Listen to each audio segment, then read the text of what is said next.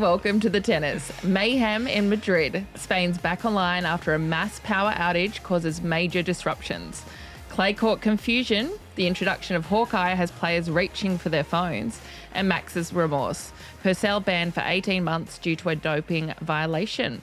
That's all ahead with me, Brie Stewart. I'm in the hosting chair today. Zave is away on conference duties. Woo! So good not Finally to have Zave got somebody here. decent. I know. It's been a long time coming. I know. I was here first too. Yeah. And across the table, we have got a 22-time Grand Slam champion, Todd Woodbridge. Thank you, Brie. Lovely to be here. Yeah, I love that every time you're here, we remind everyone that you're a 22-time Grand Slam winner.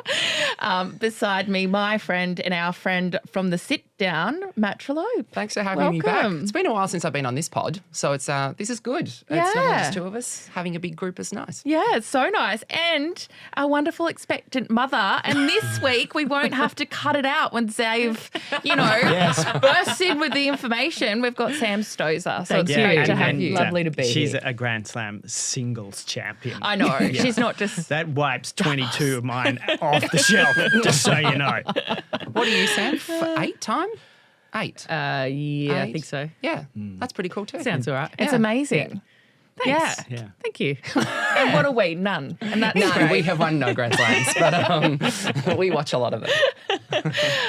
And then we've got a headline of our own today, which is this is our 300th episode. Congratulations. How exciting. All right, here we go. Oh, I was going to say mine didn't go. Ooh, it's very Oh, that is- smoky. yeah. Imagine if the alarm does go off. 1-0 for us. That's a lot of episodes. It's a lot of episodes. That's a lot of chat. was I tragic. wonder how many of them you were featured though, Todd. I don't know. Not It would have enough, been a I lot. suspect. No, not as many as you think. Oh, You've been on a fair bit. Yeah. I'm consistent. Yeah. I come in and then I give my worth. I mean, you don't want to dilute your importance. No, I know. Scarcity is like king. Yeah. Give people a chance to miss Brings it. more weight. Yeah. But it's been going for 7 years now or something, I think. Yeah, when I it believe started. it's 7 years. When Yeah. it began during the Australian Open, it was a daily, and then 3 years of weekly. Well, Since I've been here. The Yeah. interesting part Yeah. is just before we came in, Matt goes, "Is this being filmed?" I said, "Yeah, this is always being filmed now." He goes, "Oh God, I've got to put some product in there." Yeah, I came in on my bike. He had to get himself like done I up. gotten out of bed. Well, on that note, let's move into what's caught your eye. So we're going to head to you first, Sam. Okay. Clay court electronic line calling, which I think so far has seemed like a bit of a disaster. I mean, there's a reason why it had never been used before Yeah. because it wasn't as accurate as a hard And court. that's And I sort think of been showing up, hasn't it? it's still been proven that they've still got a way to go before they really can use it and the players trust it, because that Zverev situation, Sabalenka the week before in Stuttgart, you just can't have that happening. I do hope that the tour recognise that they can't fine Alex for taking the photo, although you're not allowed to take your photo. And not allowed. I mean, it was so wrong and so blatant, and he's pointed it out. And, maybe he shouldn't have. But how else are you going to get across that the thing was just so far out, taking the wrong line and so forth? So I hope they act on that. Well, I think it's like last year, wasn't there a situation with Taylor Fritz on one of the other, things that we can check now, whether it's leaning over the net or a double bounce or something, and video evidence. Yeah. Exactly. So whatever the case that was, and they said, okay, no, we actually will step in now and make that call. Maybe in this situation, the umpire does need to get out of the chair. Of course they do. And instead of, that might be written in the rule books, maybe this will instigate, okay, that is the rule, but if it looks like that, we will still get out of the chair. Can you imagine a little asterisk that says, "Let common sense prevail"? Yeah. Well, that's what I was going to say. That's currently what the umpires are hamstrung by, that rule that the electronic line calling ruling is final. So they currently can't come out of the chair and overrule it. Is that right? Yeah. Yeah. So, And do you know, if I was Zverev, because I read some things where people are like, oh, it's a bit immature what he's doing, putting it on social and whatnot. I've got to say, if I was him, I would have done what he did. I think I would Because too. it's so blatantly obvious and wrong. Of course And you how want to else to stand up for prove it? yourself. Yeah. Yeah, exactly. And listening to him speak to Muhammad as well, he was like, don't change it. That's fine. I know you're not going to overrule it, but just come and look at it. Yeah. And I think he actually kept a pretty cool head through Yeah. that whole exchange. He knew that it wasn't going to get overturned, but he just wanted him to show come it. and see it so that maybe after the fact things can get a little bit better. And that's my point about taking the photo, because it was just blatant. Yeah. So yeah, do Roland Garros use it? What's their plan? Do we know their plan? I'm not sure. I didn't know it was in I place would- for Roland Garros. I believe not. I don't think and so. this would, Looking off camera. and this would, but this would make it like for them. Okay, no, we'll wait, we'll wait, and that's probably a good thing. So we'll have umpires up and down, up and down, up and down. And that's- bickering over the ball mark. No, it's in. No, it's out. No, it's in. But Which has that's always a been skill, wild though. to me. Can I explain that clay court players back in the day, that was a skill. They were masters of finding a different mark. You weren't a good clay court player unless you could do that. You know, oh no, that's that Wow. one. Yeah, No, but we've I'm seen talking plenty of about those, the- haven't we, Sammy? Very few dodgies. Or a scuffing out of the mark. But I've yeah. seen them like looking at the same mark, and the player's like, "No, it's in," and the umpire's like, "No, it's out because it's doing this," and the player's like, "No, but it's doing this." And I they still argue- don't have full faith on the mark either, because you can't tell how much a ball is squashed and how much sand was actually around there. So how much clay is sitting there. How much if is pushed if you're out. actually, and sometimes there's Yeah. a really, like on a very windy day, there's a piece near the line that's got nothing left to it. And so it goes quite thin, the ball mark, as opposed to when it's covered in clay. So it's certainly not an exact science. I feel like I got ripped off a lot. Umpires are trained Is to that look the at this. excuse? I agree with you, but at the end of that, I think everyone knows that then that's having- what we got. I am having a bit of fun with it.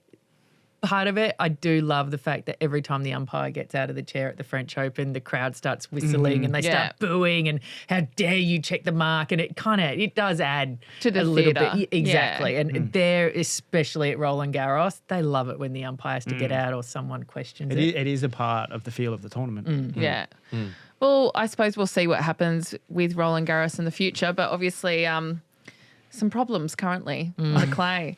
Moving over to you, Todd. What's Yeah. been happening? Well, I haven't been on the pod since we had the Billie Jean King Cup, and I got to really focus on my joint in A, commentary. B, we had her on chatting to her in between matches on day 2, and I was just really, really impressed. I didn't see a lot of her at the AO because predominantly I work on men's matches, not women's matches. I thought her ball striking was fantastic. I think she, for me, as I watch now, she's potentially a 15 player in the world. And if you can get to there, you can be better than that. And I say 15 for the moment because I think she'll be 50 or better by year's end. I also think that she needs a couple of years to work on the physicality, her physical strength. And Sam, one of the best physical athletes in the women's game, will understand totally, and I'm sure you'll be passing that on, because when she was in the extremities of the court, she was just a little bit weak in terms of defense. So if she she can move well, but she just needs movement dynamically from corner to corner. And you put that into play, and you've got a really great young Australian player that I was so excited about.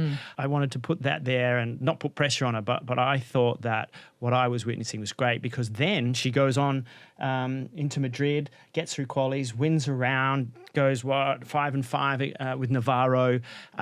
She's contending against the top women in the world. And although the scoreline for her in BJK Cup wasn't ideal in the first match, she was in every one of those It was games. actually a lot closer than that. So Yeah. I just thought she's contending against all those top 50 women already, and she's going to start beating more. The one thing that's exciting is she's going to all of these big tournaments for the first time. So she's taking in so much information, and that's what impressed me as well, because she actually was handling it all. I wasn't overawed by the occasion or the opponent, and I can't wait to see if she get a good draw in Paris and at Wimbledon. Watch out, she's going to go through several rounds and really one to watch. Love. Because we really saw Maya's name come more to the front at the US Open That's last right, year, right? just Yeah. burst on the scene in a sense. Yeah. It was crazy. Yeah. I remember watching some of her So she matches. hasn't even been to all 4 majors yet. She can only go this way at the moment. All of this is brand new. She lost in qualies during French and Wimbledon last year, so now she'll be main draw. And you win those matches in main draw, it makes such a difference to the ranking. It's exciting. It's great. Yeah. And I love how quickly she plays. That's another thing, how like time between points is always a bit of a a bugbear for some people. She really just gets on with it. Like, I love how she just kind of, and very focused and plays quickly as well. I think not the time between points, but she takes the ball really early, and she's really fun to watch. Yeah, she's just all about the tennis. She just okay, you think I should do that? I'll go do that. I'll do this. I'll do this. And it's all about just trying to be better. And I have to say one quality, obviously you got forehands, backhand, serve, blah, blah, blah. But she will not let a ball go past her on the practice court, whether it's in this far or out by a metre. She will run for everything. So that's intensity. So she's obviously, to your point about her movement, and still needs to get a little bit better in those end ranges and stuff. That's not criticism. No, It's I know. just, Sorry, of course, she's young. She's still developing as well. But she is putting that to practice every single day. And the first session we had, she was absolutely gassing with her breath, and I think she was a bit nervous and whatever, but she still ran for every single ball and did not let anything go past. And I was like, that is such a great quality to have, when I could tell she couldn't barely take a breath, but she wasn't letting that one go past. So two players that did that on the men's side for us, Leighton Hewitt, Alex de Minaur. Yep. And do you think that will be her greatest strength, or does she have a weapon, or what do you think is going to be her thing? She can hit through people. That's her weapon.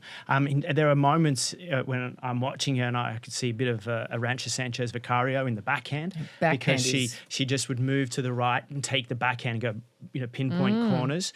Then, obviously I was sitting side by side with Jelena. There was a little bit of the way Jelena would take points on when she was coming through, forehands, backhands, just aggressive, not scared. She's kind of, and I don't think she's modelled her game on anyone in particular. They're just the things that she seems to have naturally. I think in the women's game, you have to have something that stands out. For me, it's the quality of the hit and the ball striking ability to hit through players. And so at her age, she's got a big bonus by having what she's doing currently. And I think she's the second highest ranked teenager in the world. Yeah. Behind Andreeva. Yes. Wowzers. Pretty sure.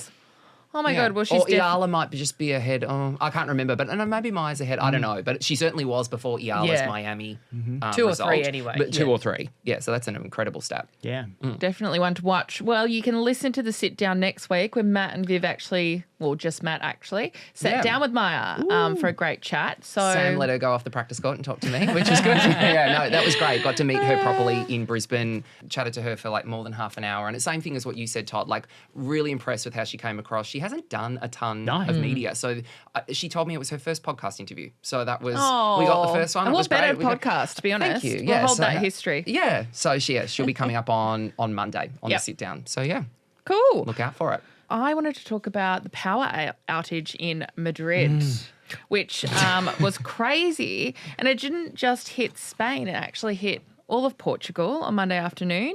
Minaur and Nova's match ended with the chair umpire calling the lines as she defeated Stosur. Thank you. 6-1, 6-4. Had to learn that a couple of years ago. Thank you. Because I tried it earlier. I tried it last night. I was sitting at home saying it over and over again. And I was like, I don't know if it was correct, but I got something out. It sounded better than what I was saying, to be honest. Coco Gauff was in the midst of her on-court interview when the microphone just cut out, which we watched yesterday and was pretty funny. Dimitrov was serving for the match when the play had to be stopped. Andreeva quote was that this is my first blackout. It's actually kind of fun because I've never expected it.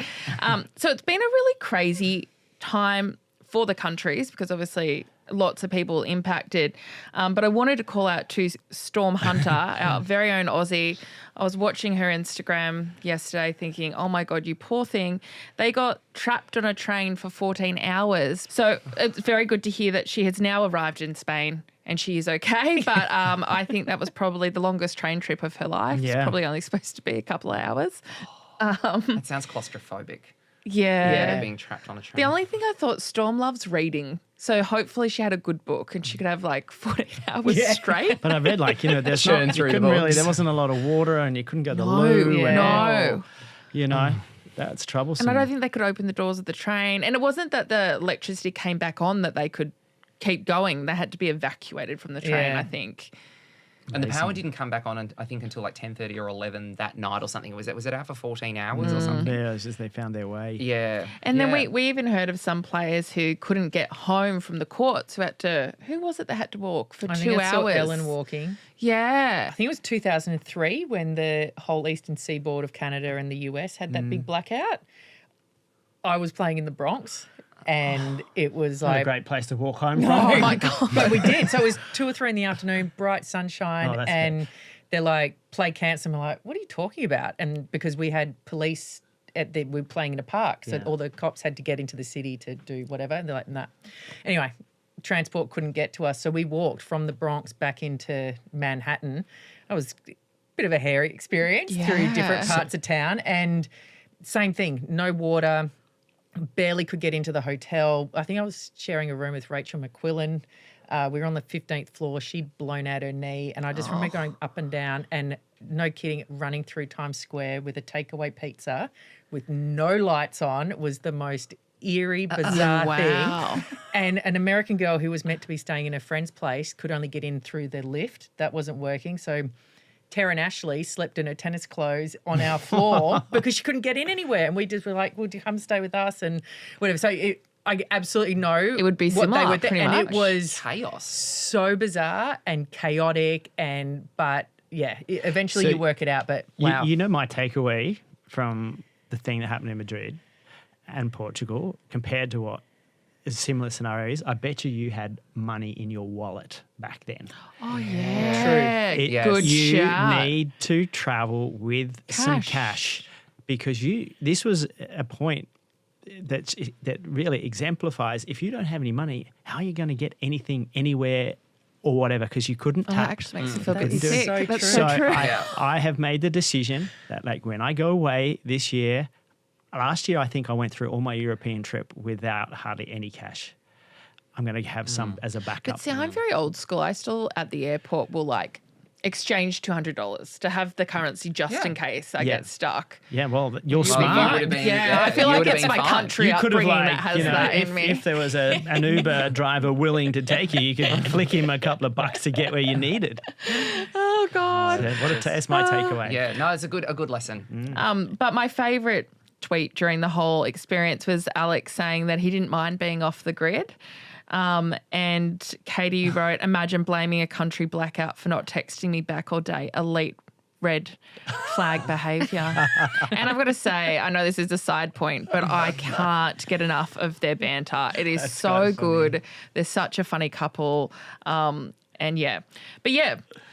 Play has resumed in Madrid and the lights are back on as of yesterday, which is good news. Great. Yes. And before we go to a break, we might touch on some of those things that are happening in Madrid. Probably one of the biggest things is maybe Djokovic and how he went in Madrid, and we've now heard that he's pulled out of Rome. Well, about 6 weeks ago, or maybe just before Miami, at the end of Miami, I made the point that if he's going to win a major this year, he has to play a lot of matches, and he hasn't been able to do that. And should he play Rome and Geneva, perhaps, which he did the year before, probably needs to win more. But he's now starting. Here's the new scenario and thing he's got to worry about. He's now losing to people he's never lost to, and they're all starting to go out there going, "Oh, this could be my chance now." The invincibility factor has worn down, and he's got to make that decision, which it seems he's made by pulling out of Rome. I'm going to go on what I've done before. I'm going to go on my reputation, on my aura into Roland Garros and see if I can pull that off. It's hard though, because physically you can see he's not bouncing back the way that he was before. So these next 5-6 weeks are critical for Novak. If he can perform well in Paris, we'll see him stick around. Yeah. If he doesn't, Wimbledon, most definitely he's a contender and he'll be there.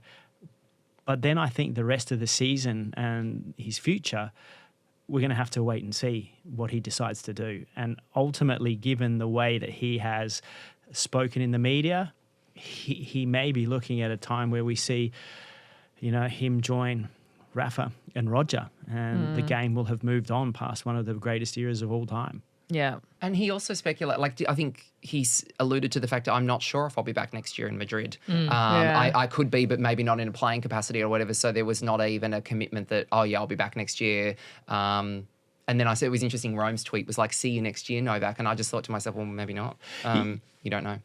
I just wonder, Novak's ability to do the 1%ers has been better than anybody, to be honest. Yeah. Certainly he sits in the top 1%. He now knows to do more by winning. He's got to do more. Where do you find it? Where does he find the extra 1% when he's already done everything possible? And perhaps he's looking at that going, I just got no more to give. And if he does decide that, well, you deserve to do whatever you want to do. But that's the hard part now, isn't it? I mean, you've been through it. You got to a point probably. I got to a point with my own self. You go, I can't practice more. I can't work harder. Maybe that's it. Yeah. It's amazing how quickly things can move past you. And even for the greatest of all time, arguably, I'd say we're definitely at that crossroads of, all right, is this the time? Which you think is unfathomable that you could ever get to that point. When I watch him at the moment, and he's still winning matches, but if you go back a few years, when he was never bullied within a rally around the court. You'd see him in the corners and he could be flat out like a lizard drinking so low and be still making balls and back into neutral. If you go back and you have a look at the opening set of Manic in Miami, he couldn't do that. He was being blasted through the corners, a little bit like what we saw Alcaraz do in Alcaraz's first Wimbledon final. He just blew him away. He isn't able to absorb as much of the firepower as he was. Now, that could be two reasons for that. One, maybe he's just half a step slower. I'm not sure that is the case. I think the game of this current crop coming is even bigger than anything that he had to face before. Yeah. Well, he will be 38. He turns 38 in May, doesn't he? So he'll be 38 when Roland Garros starts. No player in the Open era has won a slam at 38. The oldest was Rosewell at 37. So that's man or woman. Wow. So if he was to do it, that would be another incredible record. Plus he'd get the 25th slam, which no one's ever done before. So there is still motivation. A lot of people have speculated that since he won the gold medal at the Olympics and that kind of like that was the one thing he'd never won. And it was kind of like, I achieved that and just kind of let go. And it's hard to get back again. But there is still the carrot of the all-time Grand Slam I think record. Mentally he still wants it. Well, he made the Australian Open semis. Like he beat Alcaraz only we're still 3 talking months about ago. if I could have his results when I was playing, when he's having a bad run, I'd be like, yeah. And then the other one I wanted to call out, and feel free to call anything else out as well from Madrid, was our very own Alex de Minaur, who is he's now won 24 matches. He's the top match-winning guy on the tour for 2025 so far, tying with Alcaraz. He's had an amazing 2025. I see him sneaking a semi this year, one of the majors. I would love that. You need to get everything, no matter how good you are, you need a little bit of luck with your draw, right? You've got to get there. But again, I mentioned the big hitters. If he can avoid some of those, or they, fall out of a section of his draw, he's the one that goes through because he's got the aura at the moment where you cannot get a ball past him. He doesn't miss. His competitive spirit has already got him a breaker serve when he walks out onto the court, is how I see it at the moment. But it's also, and that's that. But it's the most open it's been on the men's side for as long as I can remember working in tennis. It's not consistent in the same way. What did we have in Indian Wells? The 4 semi-finalists all bombed out in the first round of Miami, and you've got different winners of all the thousands, and Novak's not winning as much. Sinner's not here. Alcaraz pulled out of Madrid. And is injured and has been inconsistent. Like, de Minaur's the consistent one. The Alcaraz pull out for me is just timing. I mean, that's just to regenerate. I had a great run, win and a final. You can't keep playing at the level he was. But he got injured in the Barcelona final, didn't he? Yeah, supposedly. You heard it here first, guys. No, seriously though. Fair enough. I mean, yes, if he gets a tweak, then he's got to take a rest, but he'd be happy with his prep. Yeah, he's won a lot. He'd be very happy. You get the body back into shape. you just charge up again. You know, it's a bit like the EV. You got to put it in. You can't let it get too low. So yeah. And I did want to touch on one more thing. Svitolina, I'd be remiss of me not to mention her. She is yet to drop a set on clay this season, which you guys can tell me that must be pretty massive. Oh, absolutely. Go through, win a title, 250, and then now, obviously beat Rybakina, and to be going through. I mean, I think we've seen Svitolina since her comeback be a little bit more aggressive as a player. She's very physical when she does play, but she's another one where if she needs to grind out 4, 5, 6, 8 shots, whatever it may be, she can also do that, and she's just tough day in, day out. And I think these kind of results are proving, hey, I'm here. I'm still someone to be worried about. I saw the quote from her. Someone asked her this week, how are you still managing and what motivates you to be still playing at like this level? She goes, Gail. And in a way that he's still playing great. And they actually seem to be like so flipping and pushing each other, which is quite extraordinary. Yeah. But how old is Svitolina? People talk about her like she's this grizzled veteran and she's his mother, but she had a child when she was 26, didn't she? Or 27? She'd still only be I don't think she's 30 early yet. 30s. Yeah. She's 30. Yeah. So she might be comparatively fresh to some of the other mothers we've seen come back, like Kvitova's, Wozniacki's. They're like mid-Kerber. She's half a decade younger than them. But the difference coming back after having her baby is that she's like a bit of a different player. She was such a counterpuncher that was unwilling to take a chance before. Yeah. And then she comes back and it's a different type of mindset, which is actually taking it to a different level. And one that she had to, because I think tennis, talking about moving past, had moved to that point. Yeah. Whereas I think when Wozniacki came back, she didn't adapt her game. And I don't even know if Woz is still playing, to be honest with you. But it's she's pregnant. That's right. I did see that. Yeah. So it's when really you're pregnant, smart. You forget things. Yeah, I know. Tell me about it. Baby brain. So, but that's really, really smart from Svitolina, and maybe it's advice from Gail and people around her as well. Hey, if we come back, you can't come back exactly the same. And hats off to her. It's an incredible effort. Cool. Well, we're going to take a very quick break and then we will return with a little bit. Who invited you? We need a break. We'll come back to you. Yeah. I'll tax the system. What are you talking about? The tennis? Yeah, we were actually going to take a break and then we were going to get into the quiz and ace of the week and wrap things up. We thought we'd avoided all the fun stuff. No, very much here. I'm currently let me unblur and I can show you some cool stuff. I'm at the Singapore Cricket Club, of all places. Oh, yes. Lovely tennis courts there. I've played on those tennis courts. Is that where the conference is? Weirdly beautiful. Yeah, beautiful beautiful tennis courts. There's no cricket pitch, though. I'm not sure what that's about, but it's very nice here. And I just wanted to you jump look a bit in sweaty. on our 300th. It's not sweat. Sadly, it's sunburn. I was as you know, Brie, I hit the pool at the hotel yesterday and it was a little bit overcast and I was a little overconfident in my own melatonin levels. I shouldn't have been. Hey, Dave, I have a little tennis story about the cricket club because it has nothing really to do with when I was playing. I was actually in Singapore commentating on the World Championship Women's LPGA, and a group of us went to have dinner at the club, and it was night, and I might have had a little tipple or two, and there was a group of four younger guys playing doubles down on the court, and they said, "Why don't you go play with them?" And I said, "Oh no, I can't do that." "Oh right, I will." And so I go down onto the fence, and I said, "Oh look, I used to play a little bit. Would you let me have a hit?" And they've looked at me like, "Oh jeez." No, and I said, no. I could play. I was okay. I could play. And they go, "Oh, we'll just finish a couple of our set, and then okay." So I go out there, and I'm in full chinos and a dress shirt, and I'm out playing with these three young guys who then finally worked out that I could play a little bit. Anyway, then I went back to having another little tipple. I love that. That's a good story. They were probably thinking, "Oh, whose grandpa's this? Yes. Get back to the home." It's okay, old fella. But there you go. At least you didn't get thumped by them. That would have been embarrassing. No, I wasn't going to let them win. No. Well, I'll let you get back to your celebrations. I just want to say a big g'day and a thank you all for your ongoing support of the show. Sam, good luck with all the things that you've got upcoming. Oh yeah, we've told everybody now. The world Everyone knows now, Dave. We won't have to cut that bit out. Yeah, there's so many times that I've said things and it's just like, well, that's going under the clipper. But no, congratulations. Huge result. 300 episodes, a great show. I'm going to go back. I think I'm up next talking about everything that is tennis, digital sport.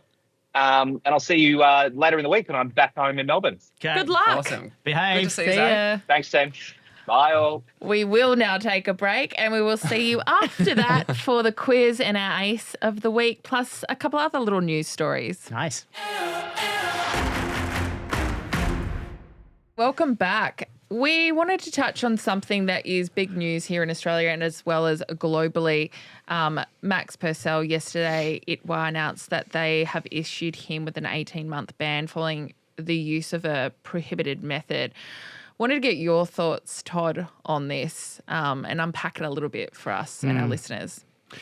Well, obviously disappointing for Max and for tennis in general. And the thing that we've got to get our heads around with all of this, and I can't reiterate enough to everybody, that when these reports come out, they are public. Go and read them and get all of the information before giving your opinion on them. And I think when you do that, then when you then have the ability to give your proper thoughts. There's a lot of people giving a view whether it's too much, too little. I think if you can read the report, the same as with Jannik Sinner and Iga Swiatek, you get a better understanding that every one of these cases is different and is dealt with accordingly. And so already people are trying to put Sinner and Purcell case together, and why is one outcome different to the other? You must read the rulings to find those things out. In Max's case, he was not taking a banned substance of any kind with the infusion, but it is clear within the rules that the infusion was wrong and you weren't able to. I think he's pretty well educated in what was right and wrong, and he missed it. And I don't know I mean, it wasn't intentional to miss, it would seem, but I can just say, read it and you'll have a better understanding and an opinion before you make a statement. And that's all I can say about what I've read. Thank you for that, Todd. We can put a link to the ruling should anyone want to read more on that topic. And I'm sure we'll see more unfold over the next couple of days, weeks, months. But we're going to move on to something a little bit lighter and one of my favourite things to do, which is Brie's Top 5. Oh, what's the topic? Okay, well, to celebrate our 300th episode, we're doing centuries in tennis. Okay, centuries. So, yeah. How many centuries in tennis have there been? Or is that the first question?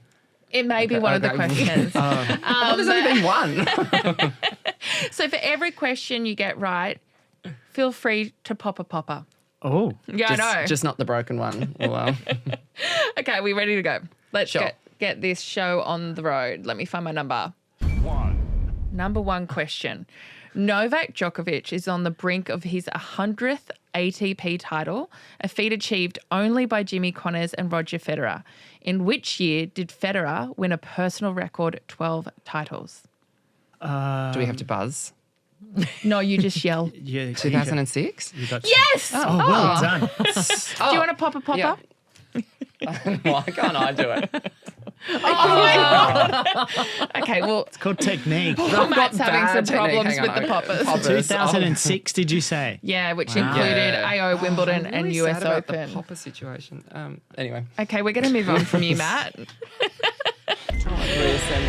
Number 2. Now, this is a maths question, and I'd like to no indicate goodness. I didn't do this. The producers did, and they are bloody smart. So, let's say I'm playing a tennis match against Todd Woodbridge with unlimited sets. I've won the first 100 points of the match. What's the score? Okay. Oh, I can't do maths, so... It's the fifth Nope. set? Oh, hang on, wait a minute. It's 6 love, 6 love, 6 love, 6 love, 4 love. No, close-ish. Like, it's 24 points to win a set. Yeah. So 24 times 4 would be 90-something. So how many are left? Maybe it's 2 love. One love. Oh, so Yes! close. Go, Sam. You can pop a popper. I did the work for you. Yay! I think we got a dodgy bag of poppers. I went 4 games, not 4 points. The first answer. Well done. You should have seen me trying to. Todd, you're getting killed. 6 love, 6 love, 6 love, 6 love, 1 love. Get the rock. Yeah. Bad serving. Get off the clay. Get off the clay. She's getting confident in the host chair. Okay. 3. In which century did Louis X of France construct the first modern-style indoor tennis courts? Okay. I'm going to say in the 1500s. Which would be the 16th century. So no. Oh, is it? So, well, Henry VIII built a court at Hampton Court in the 1500s, didn't he? So Did he? he did. So Yes. it had to be the next like the earlier century before that. What would that be? Well, that must be in the 1400s. No. Well, when was it? 13th century. Oh. So Louis was a keen player of jeu de paume. I probably Yeah. said that wrong. Or real Oh, tennis, and became notable as the first person to construct indoor tennis courts in the modern style. He was unhappy with playing tennis outdoors and accordingly had indoor enclosed courts made in Paris around the end of the 13th century. There you go. So Wow. Lovely. How Who amazing needs is the that? elements? The history. And jeu de paume, that's the one where they hit it with their hand, right? Is that what that means? Real with tennis. Palm could be a different word. It was real That's right, tennis we're off getting the nodded at. walls. yeah, see, I remember Henry, doing a project Henry with was born- paddle tennis. Henry was born, Paddle. Yeah. Henry was born in 1491. Okay. Henry VIII. Okay. So and he The guy, obviously- the dude Fascinating. before. So I played on the Hampton Court. Dude before. You played at the Hampton Dude Court before one. did it. Yeah. What's How it? amazing. What's the surface? Is it like It's boards? like boards, yeah. Yeah. Yeah. And you play off the timbre and the holes in the wall. Oh my and God, tough game. amazing. It's very, very difficult game. Yeah. Wow. There you go. Okay, let's One of those move rackets off and go play. to 4. Okay, another tricky one. Who was the first player born in the 21st century, male or female, to win a Grand Slam title? Was it Alcaraz? No. Iga Swiatek? No. No. She was in there, but no. Alcaraz was in there, but no, not the first. Born in the 21st century, so 2000 or beyond. Who was really young? Raducanu? Raducanu. Coco. She's in there. Coco's in there. You've now said all the people. Other than the one. Andreescu. Yes. Yeah. Well done. You get a popper. Oh, here we go. Jeez. Yeah, Come let's on, see if Maddie. you can Come do on. one. Come on, Matt. No, it's Matt, not going. Gentleman. Hey. Okay, on to 5. We'll bring Gosh, this baby I home. want to pop a cracker. Since, Don't know that we can use that. since the WTA rankings were introduced in 1975, Yeah. 5 women have been ranked number 1 for more than 100 consecutive weeks. Yeah. Who were the 5? They would be Chris Evert, Yep. Martina Navratilova, Yep. Steffi Graf, Yep. Monica Seles. No. Shit. Well, Serena Williams Yep. and Ash Barty. Yes, you get a popper. You had one ready. Wow. Yay. Go Ash. Yeah. I thought Hingis was going to be in that list. Yeah, so did No. I. Thank you. Yeah, so that was great. Thank you for Well done, Quizmasters participating. as well. Another quiz, but now we're going to move on to Ace of the Week. Shall we start with you? You got yours? We'll start Yeah, with come you, on, all Sam. right. You I'll seem be- so excited. No, I was thinking about this on the way in, and and I was like, it's been a pretty quiet week. But on Saturday, went to a bit of a party. Liz's mother's group from when we had Evie. Oh, that'll be a ripper. There was like 3 others that we've stayed really in touch. They wanted Good. to throw me a baby shower. Oh. And so it was them and partners and all the kids now, extra siblings. And it was actually just such a fun party, basically. Everyone else was drinking. I wasn't, No. so I couldn't really partake. But it was just a really lovely thing for them to do for me as the partner from that group. So, thoughtful. yeah, if I those- got a mother's group at all like this bunch, I'll be very, very lucky. It's kind of like what real life's like when you finish playing tennis. Welcome to real life. Yeah. But no, it was really lovely Saturday night. Yeah, it was fun. Amazing. So, Matt, we'll move to you. I guess. Well, speaking of Saturday nights, it's the election on Saturday, which I've got to stole remember. my thunder. Oh, did I? Sorry. Yeah, but go on. Okay. Well, what I was thinking was, I was like, I'll get on the bandwagon and do the whole early voting thing because that's becoming an increasing thing to do. The Democratic sausage? Well, exactly. So there's been apparently all of these queues at early voting stations, and I just figured, well, I'll just go back. I'll just vote on the original day That's and what I'm hope doing that the now. queues will be smaller because everyone will have, early voted, and then I can have the democracy sausage for our international listeners. A lot of the the Polling voting stations, booths. polling booths Yep. have barbecues, and you can get a sausage and bread, and it's great. But And not it's everyone does it. amazing. Yeah, there's a website where it's democracysausage.com, and you can go find the voting booths that have barbecue I do facilities. that every vote. And because where I used to vote didn't have a barbecue, it. and I've people never would seen it always talk before. about, my democracy What? sausage. I was you like, don't have a sausage when you vote? No. not if you go to a place that doesn't have sausages. Yeah. So find your place that has a sausage if you haven't early voted. And then that like going night, to Bunnings. I'm going to my first election party, like a specific one. Someone's hosting you're lots of gonna drinks watch to the like results. watch the election because I used to work in Canberra and they're like political nerds. That's and the play. That's fun. Famous, and it's also famous play. / housewarming. So they're throwing open their doors. It's a modern wowee. version of election party. What's it called? That famous play? It's on election night and it's The Removalists? No, it's not that. Anyway, I've got to okay. find it. Yeah. Mine's not really an ace of the week, although I can say that at Wimbledon last year, UK were having their election. I remember on that. the first Thursday, and it was a non-event. It was glorious because in the UK, there's no advertising, there's no negativity really? coming at you on television. There's no debates? There is no signs on people's fences. They're not allowed to do that. And I thought, how good would that can't be if we even had imagine that that. in Australia? They don't And send they you don't- illegal text messages No. trying to get your vote. Don't get text messages. Oh, I'm so sick of that. They you don't. Well, it's not compulsory to vote there, which I was very surprised about. I thought it was. No, I it's thought not. it was in the UK. It is not, and which I think maybe they could sort that bit out. But I just thought my ace of the week would be to have no political advertising shoved in my I face hate it. everywhere I Yeah. go. So well done to the UK on that. Love that. Yeah, I like that too. My ace of the week is very simple.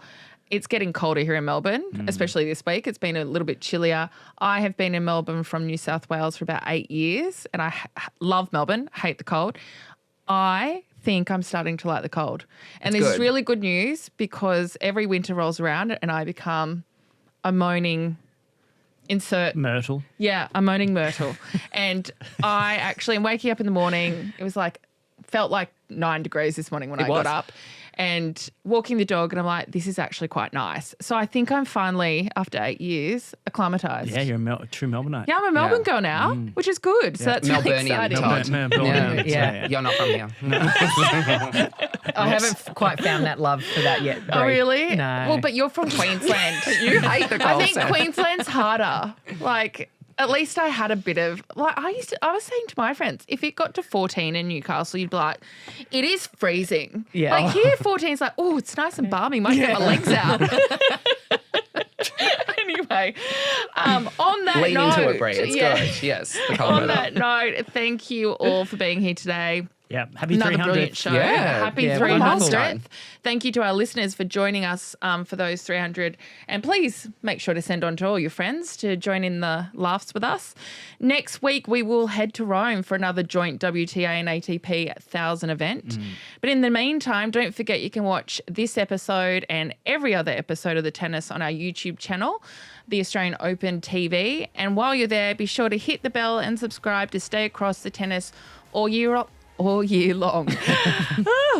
Thanks, team, and have a wonderful week in tennis. Good We on you, will Brie. see you Well guys done, by the soon. way. Thank In host you. chair. Thank Two more. you. Great Yeah, stuff. brilliantly hosted. Well, Yeah. should we pop Next to our today. Oh, Yes. Dave's coming back.